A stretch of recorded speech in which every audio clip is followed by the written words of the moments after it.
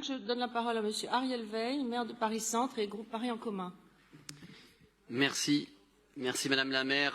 Je voudrais, comme d'autres avant moi, parler de la situation que nous vivons en ce moment et qui, à certains égards, me semble presque historique dans l'intensité et le nombre d'installations, de campements, de jeunes, de familles avec jeunes enfants particulièrement, qui est assez inédite. En tout cas, dans les dernières années, nous n'avions jamais vu autant d'enfants à la rue. Et en particulier à quelques mètres d'ici, devant la plus grande école du centre de Paris, sur le parvis dont j'aime rappeler le nom, Élise et Célestin Freinet, qui n'a pas toujours existé, que j'ai construit pour que les enfants puissent avoir dans cet endroit extrêmement pollué un lieu où se rassembler, et dont je n'avais pas effectivement prévu qu'à la place de ce boyau insalubre, un parvis serait un lieu de refuge parce qu'il est abrité et qui a abrité justement ces dernières semaines, vous l'avez vu, jusqu'à une centaine, plus d'une centaine même de tentes, avec des situations compliquées, des jeunes en recours de reconnaissance de minorité, mais aussi des familles avec des enfants dont certains n'avaient que quelques mois.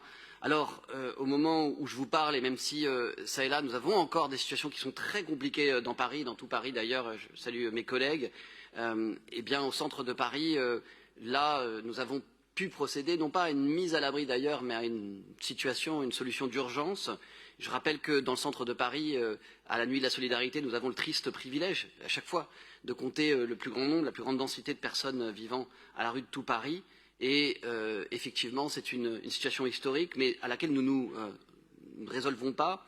Et nous avons pu temporairement, j'imagine, sortir de la rue toutes les personnes qui étaient installées sur le campement Saint-Méry par une initiative uniquement de la ville, d'abord en deux temps d'ailleurs, d'abord celle de la mairie de Paris Centre. J'ai décidé, comme d'autres de mes collègues, je vois Éric Pliès, le maire du 20e à mes côtés, et d'autres maires dans le 10e, dans le 18e, dans d'autres arrondissements ont procédé de la sorte. Nous avons, en dehors du cadre législatif, en dehors du cadre réglementaire, nous avons ouvert d'abord en mairie une salle, et puis aussi dans des écoles. Là, vraiment, en dehors de tout cadre, à part celui de la mobilisation et du soutien, que je tiens à saluer ici, des associations, des parents d'élèves et aussi du personnel, notamment des directions scolaires, sans qui nous n'aurions pu agir. Dans des appartements, dans des locaux qui sont à la ville, nous avons ouvert et pu ainsi mettre à l'abri temporairement les familles dont les enfants étaient scolarisés. Ce sont plus de 11 enfants et 7 ou 8 familles que nous avons ainsi pu sortir de la rue. Et puis la maire de Paris l'a décidé elle-même, elle a ouvert des gymnases municipaux, encore une fois sans l'absence de tout cadre habituel dans la prise en charge de ces publics, puisqu'il s'agit, je le dis ici, d'une compétence de l'État. Et je voudrais souligner à quel point, remercier d'abord la maire de Paris qui nous a permis encore une fois d'ouvrir ces gymnases, et tous les maires concernés d'ailleurs aussi, et dire que nous ne pouvons pas continuer comme ça avec un État absent, un État qui n'est pas dans l'accomplissement de ses prérogatives, de ses compétences en matière de mise à l'abri.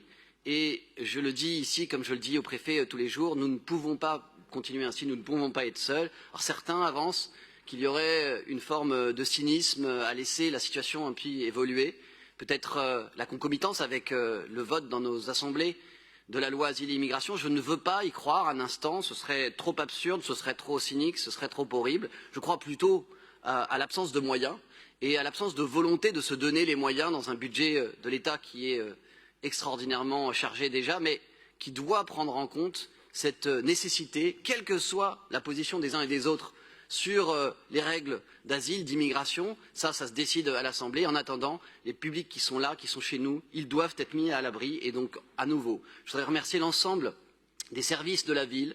Je voudrais remercier la volonté politique des maires, de la maire de Paris en premier chef, de l'ensemble des parents d'élèves, des directeurs, directrices d'écoles et des personnels scolaires qui se mobilisent, qui nous soutiennent, des associations aussi, des bénévoles qui permettent que la société civile, au fond, avec la ville, organise une compétence, se substitue à une compétence qui est celle de l'État, et j'appelle l'État à revenir à sa compétence. Je le dis ici solennellement, nous ne pouvons pas continuer à agir seuls. Merci.